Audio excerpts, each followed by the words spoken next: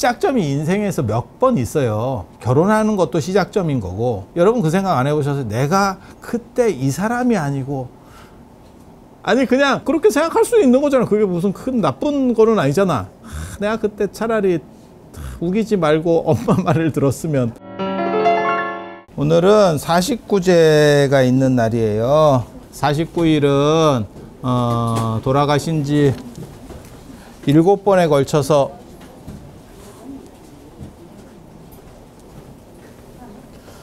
사람이 죽으면, 이거 잘 들어도 이제 여러분들 얼마 안 남았으니까, 죽으면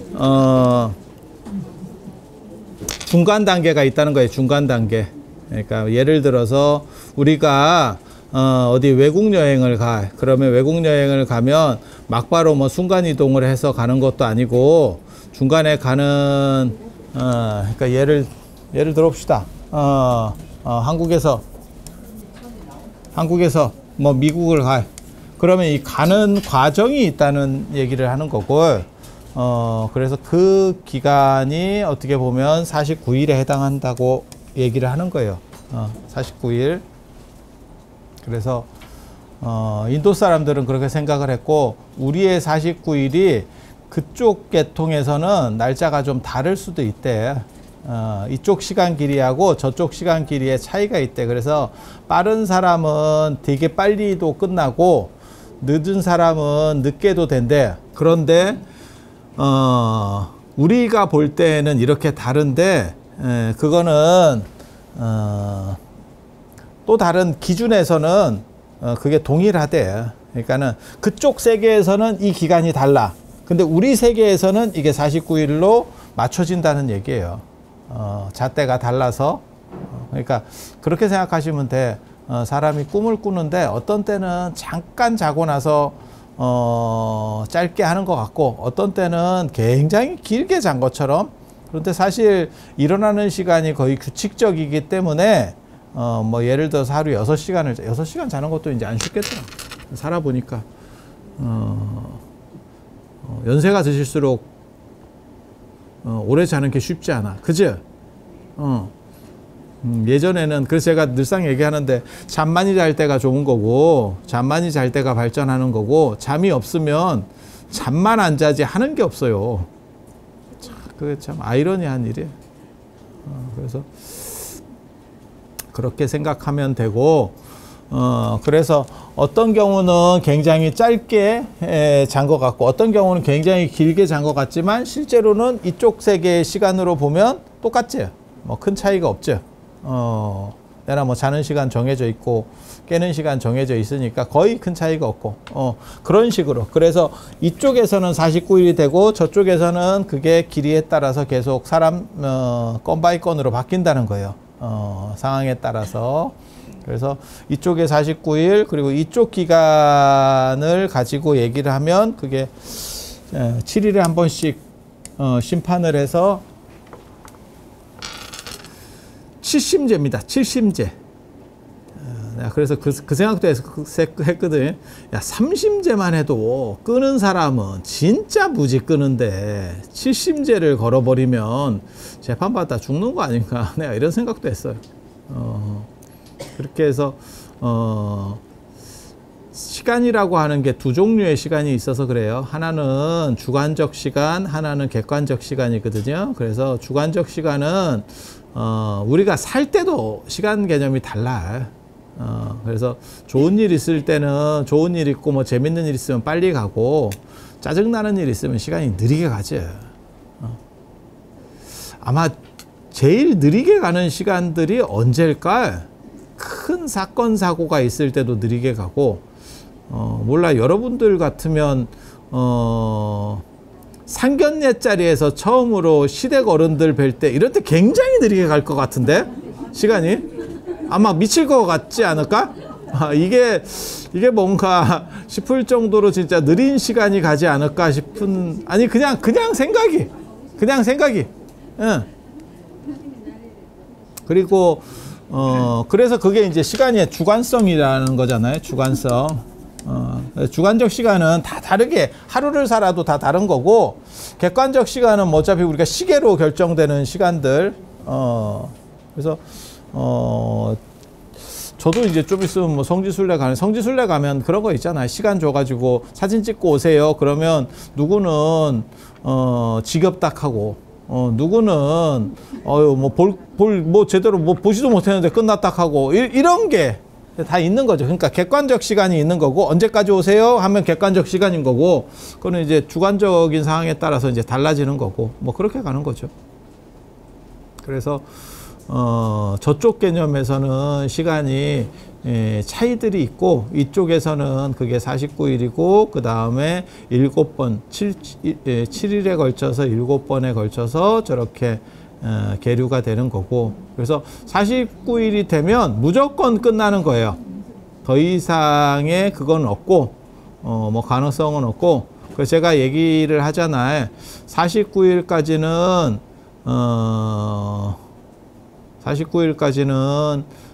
이거는 미결수에 대한 어떻게 보면 재판 심리고 그 다음에 49일이 끝나면 그 다음에는 천도제밖에는 안 돼요. 천도제밖에는 안 돼. 그 뒤에는 광복절 특사가 되는 거고 49일까지는 이제 어떻게 보면 법리 다툼이 일어나는 거고 그래서 제가 49제에서 제일 중요한 거는 김앤장 같은 게 중요한 거고 그 다음에 이미 49일이 지나버리면 그러면 이미 심판은 끝난 거고 그 다음에 중요한 거는 사면복권 받아야 되니까 이제 민정수석이 보통 지금은 어떻게 하는지 모르겠는데 일반적으로는 민정수석이 그거를 이제 관리를 하고 이렇게 해서 올리죠.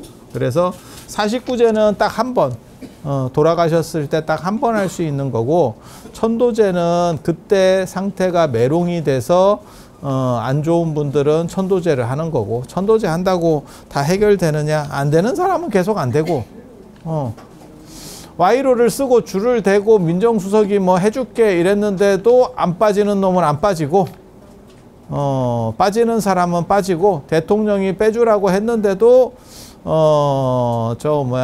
법무부 장관이 이 사람은 좀 무리일 것 같습니다 이렇게 올려서 날아가는 경우도 있다 하고 뭐 별 그게 다 있으니까 그래서 오늘 49제는 좋은 공덕을 쌓아서 이제 마지막 심리, 최종 심리죠. 맨 마지막이 어떻게 보면 제일 중요한 시기인 거예요. 최종 판단. 그래서 오도전륜대왕에 의한 마지막 심판이 염라대왕은 5번째 심판이에요. 그게 이제 중간에서 어떤 역할을 한다라고 하는 거고 그 다음에 10번째는 마지막 어떻게 보면 최종 이렇게 선택하는 저렇게 선택하느냐 그래서 그 심리에 영향을 미치는 게 49제입니다. 뭐 와이로를 쓰던 데모를 하던 뭘 어떻게 협박을 하던 뭐 이래가지고 하는 게 49제예요. 그래서 49일이 그렇게 진행이 되는 거고 그러면 불교에서는 그거를 어떻게 처리를 하느냐 돌아가신 분에게 공덕이 되도록 부처님께서 하시는 말씀이 있어요. 저는 그 얘기 참 좋아하거든요. 이 세상에 따라갈 수 없는 게 있고 따라갈 수 있는 게 있다. 사람이 살아보면 제일 좋은 거는 돈이에요. 제일 좋은 거 돈이에요. 돈보다 좋은 게 있어? 건강이라고 하는 게 물론 좋기는 한데 그거는 관리하는 거지 이렇게 변동하기가 그렇게 쉬운 건 아니잖아요. 그러니까 1차적으로 자본주의에서는 돈이고 그런데 돈도 결국은 놓고 간다는 거예요. 그래서 이 세상에는 놓고 가는 게 있고 가지고 가는 게 있대. 저도 그 생각을 맨날 하면서 사는데 가지고 갈 수 있는 것과 놓고 가는 거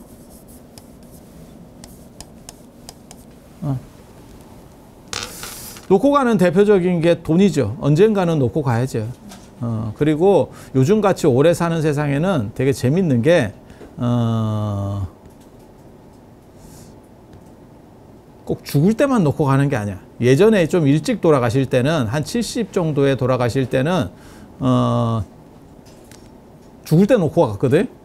근데 지금 같이 뭐 90 막 이렇게 되면 안 죽어도 놀 수밖에 없어. 쓸 수가 없어.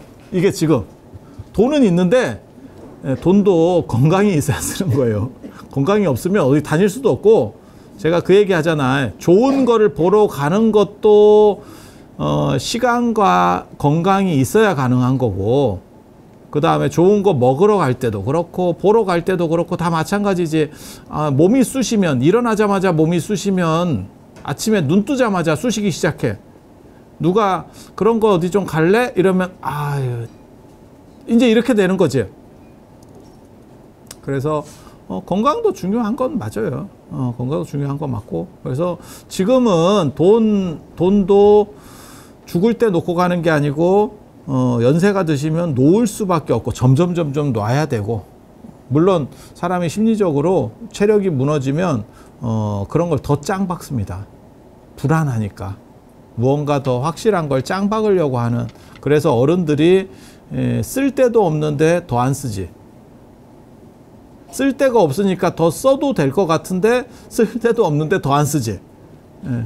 그러다가 한 방에 남기는데 뭐 그렇다고 뭐 후손이 그렇게 감동적으로 좋아할 정도로 남겨주면 좋지. 그러면 좋은 부모님인데 그렇게 감동적으로 남길 정도도 안 되는데 절약하는 거는 사실은 좀 어리석다는 생각을 해요. 그냥 조금 더 쓰시면서 편하게 최대한 즐길 수 있을 때 즐기는 게 더 옳지 않겠나라는 생각은 해. 그렇게 해서 놓고 가는 것들이 돈도 있고, 건강도 결국은 놓고 간다는 거죠. 건강도 뭐 어떻게 하겠어. 여러분이 이미 많이 놨잖아. 원하지는 않지만 건강도 많이 놨죠. 눈도 놨고 귀도 놨고 무분별지 쪽으로 많이 갔지. 예전에는 뭐 이렇게 따지면 그 됐고 이제 이렇게 그래서 건강도 놓고 가고 가족도 놓고 가죠. 이게 일찍 돌아가실 때는 한 70대 정도에 돌아가실 때만 하더라도 가족도 그렇게까지 놓을 필요가 없어. 근데 90 이상 되고 100 되면 가족도 다 놓고 가야 돼요. 가족인데 약간 대면하지. 자식이 80이에요. 이러면 뭘 하기는 쉽지가 않지. 그래서 전부 아무튼 세월에 지나면서 이게 점점 놓게 되고 이렇게 하향할 수밖에 없고, 그리고 돌아가시면 끝나는 거죠. 그리고 더 슬픈 건 돌아가시기 전에 끝나는 분도 있죠. 치매지, 치매. 아무것도 못하는 거죠. 돈도 역할을 못하고, 물론 뭐 돈이 있으면 약간 이렇게 보호는 좀 더 받을 수 있겠지. 근데 너무 건강해서 문제지. 그리고 가족들하고도 이렇게 해리가 되고 다 깨지게 되고. 개인적으로 제가 늘상 말씀드리지만 가장 슬픈 병 치매라고 생각을 하거든. 그래서 이런 것들은 언젠가 놓고 가는 거고, 가지고 가는 거는 그 사람의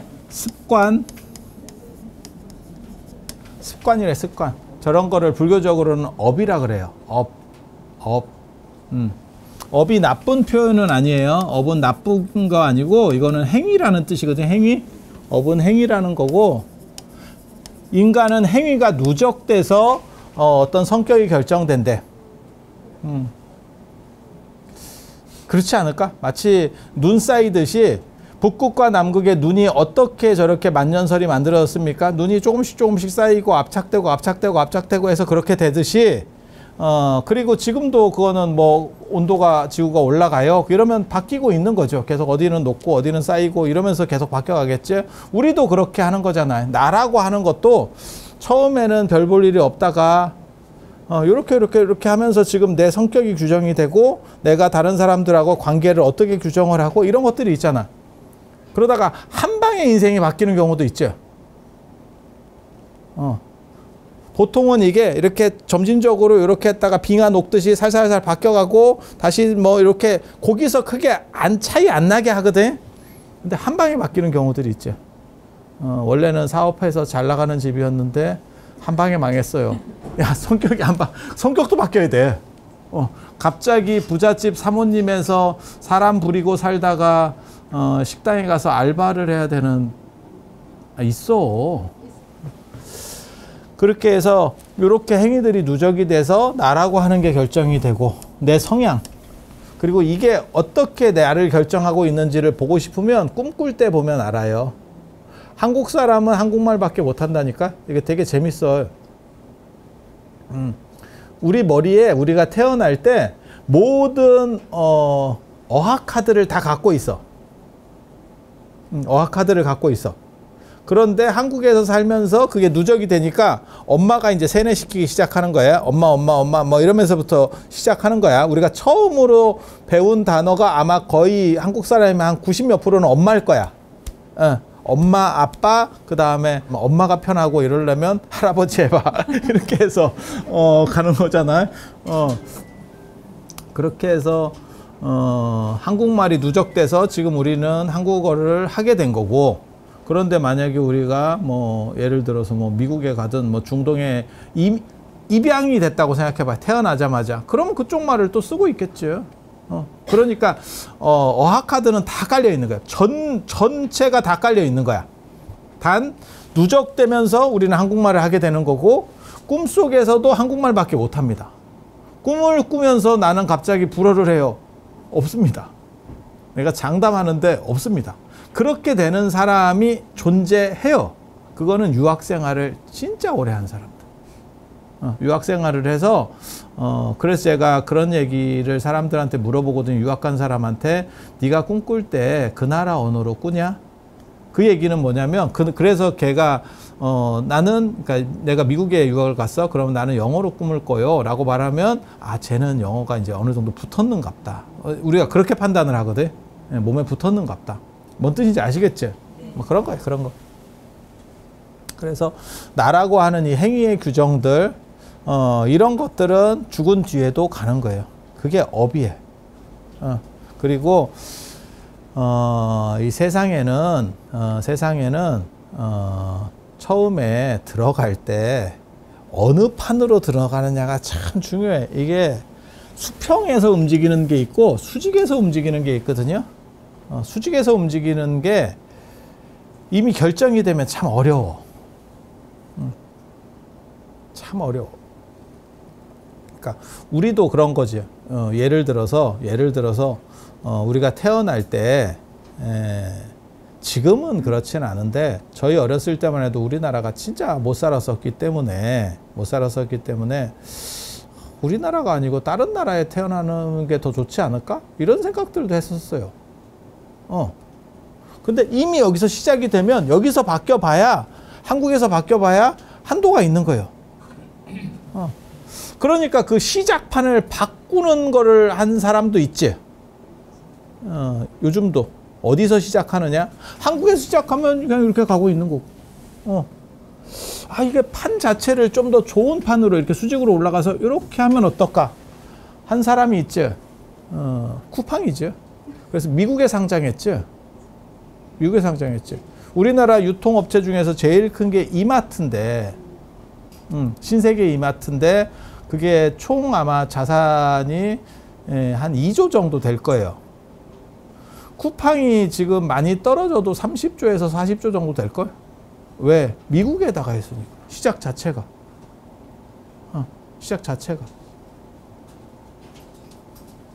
여러분도 시작을 재벌집에서 태어나니까 우리 아버지가 재벌이었어요.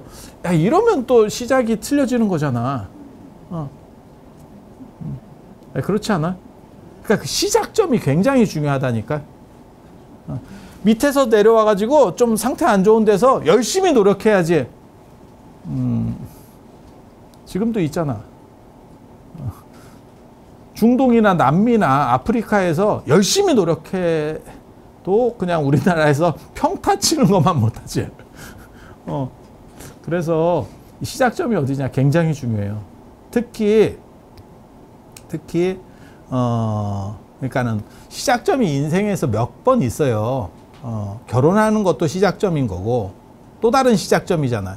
그때 여러분 그 생각 안 해보셔서 내가 그때 이 사람이 아니고 이렇게 얘기를 하지는 않는데 아마 생각은 해볼 것 같아. 그것도 짜증날 때, 상황이 짜증날 때. 자, 좋을 때는 생각할 필요가 없지. 좋을 때 왜 그런 생각을 해? 이렇게. 아니, 그냥 그렇게 생각할 수 있는 거잖아. 그게 무슨 큰 나쁜 거는 아니잖아. 내가 그때 차라리 우기지 말고 엄마 말을 들었으면. 그것도 동네 사람이어가지고 어떻게 자꾸 말을 전해주는 경우가 있어요. 걔 되게 잘 됐다더라. 너랑 그때 뭐 했었던 걔가 지금 뭐 엄청나다더라. 근데 내가 영험하지 않았구나. 이렇게 생각할 수도 있는 거지. 차라리 안 전해주면 되는데 꼭 그 어른들 중에서 전해주는 사람이 있어. 그리고 전해오는 경우는 다 잘 된 경우예요. 잘 못됐으면 전해주지 않아. 그래서 그것도 하나의 시작이고, 그 다음에 여러분 같은 경우는 뭐도 있냐면 내가 그때 그 땅만 안 팔았어도 있어. 여러분 세대에는 내가 미쳤지. 그때 그걸 내가 왜 팔아서 차라리 직장을 때려치고 그 땅을 잡고 있었어야 돼. 집만 안 팔았어도 있어요. 잠깐 이사 간다고 이렇게 해서 요거 팔고 요거 사야지 했는데 전세 들어가 있는데 갑자기 부동산이 폭등하면서 아유 조금 있으면 가라앉겠지 했더니 3배가 됐어요. 그래서 5도 가도 못하고, 그리고 막차로 나는 잡았는데 그 뒤부터는 그냥 이러고 가고 있고 수평으로 가고 있고, 이거는 떡상을 해서 그 전에 갖고 있었던 떡상을 해서 이렇게 하면 아니 있어. 여러분은 개발 시대를 사셨기 때문에 그게 있어. 그게 어떻게 보면 시작 아니면 선택에 대한 거죠. 그리고 그러한 선택과 시작에서 인생에 있어서 가장 중요한 2가지가 있는 게 생사입니다.